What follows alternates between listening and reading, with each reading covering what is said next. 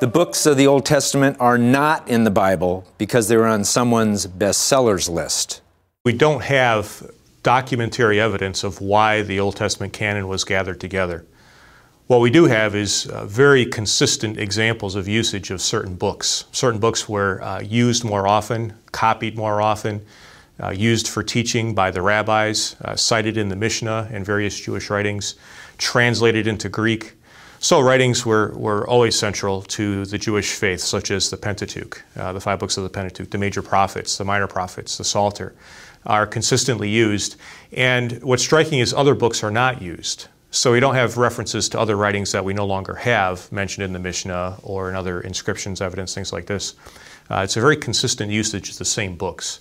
There have been accusations that the Bible cannot be trusted because there are references to events, cities, nations, and individuals that are not found anywhere else except in the Bible.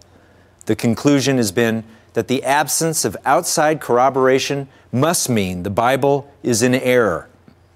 If that is the case, it doesn't matter if the scribes made perfect copies or not. But what if the evidence is yet to be discovered? That is what archaeology is all about, discovering evidence of what happened in the past.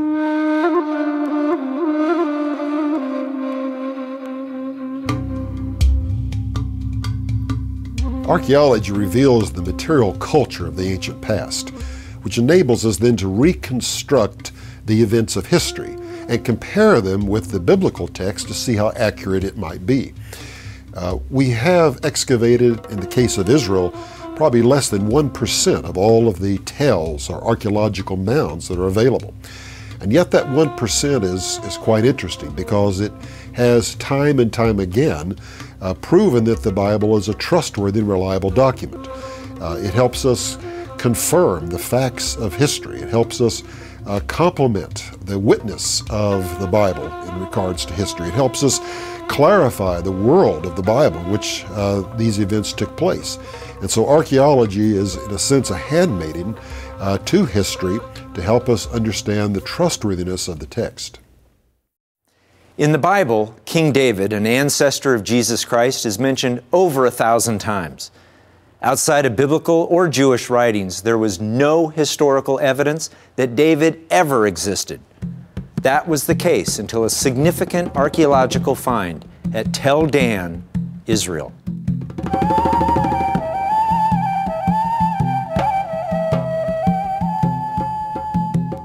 In 1993, Avraham Biran, an Israeli archaeologist, discovered at Tel Dan, a site in today's Golan Heights, a monumental dedicatory inscription which was written on basalt stone. And the two pieces that were fragmentary that were found had an inscription written by the Arameans, one of the enemies of Israel.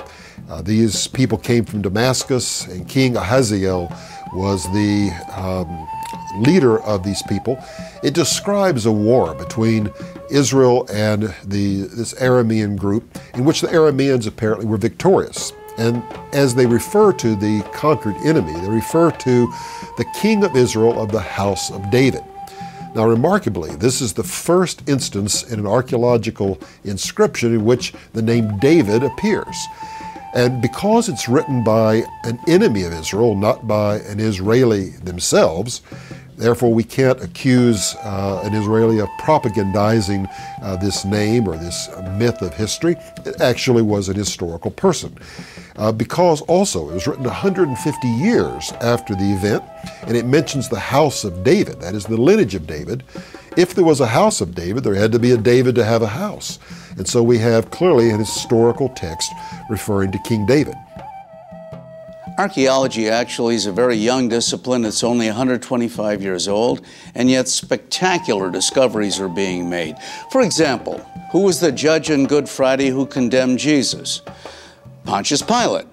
Well, some of the critics were doubting that he ever lived until, in 1962, an Italian archaeological expedition found a 2 by 3 foot stone with a 2-inch Latin inscription on it. To the people of Caesarea, Pontius Pilate, the prefect of Judea, has presented the Tiberium, a building in honor of the Emperor Tiberius. So this is the hard evidence from the ancient world, the smoking gun, if you please, from the ancient world, that yes, there was a Pontius Pilate.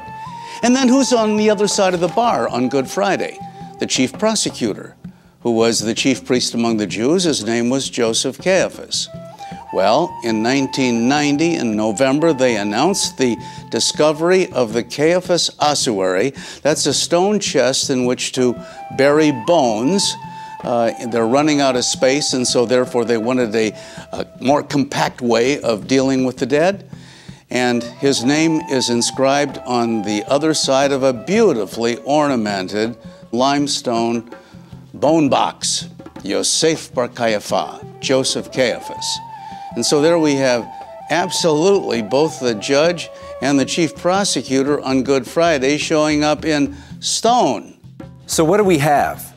Archaeological discoveries continually affirm the historical accuracy of the Bible. In fact, it's said that archaeology is the best friend Christianity ever had. The evidence is overwhelming. The bibliographical, internal, and external tests confirm the text of the Bible, both Old and New, is reliable. It has stood the test of time. The Bible stands alone as the best attested ancient document, bar none. Now, if this text is reliable, what about the message? And I always thought that if these spectacular events, as reported in Scripture, really happened, well, then we ought to be able to find some fallout in the evidence, maybe in terms of the geographical place names, or the hard evidence of archaeology, or the references in history. We find all three in the case of the Christian faith. We find all three when it comes to affirming the Bible.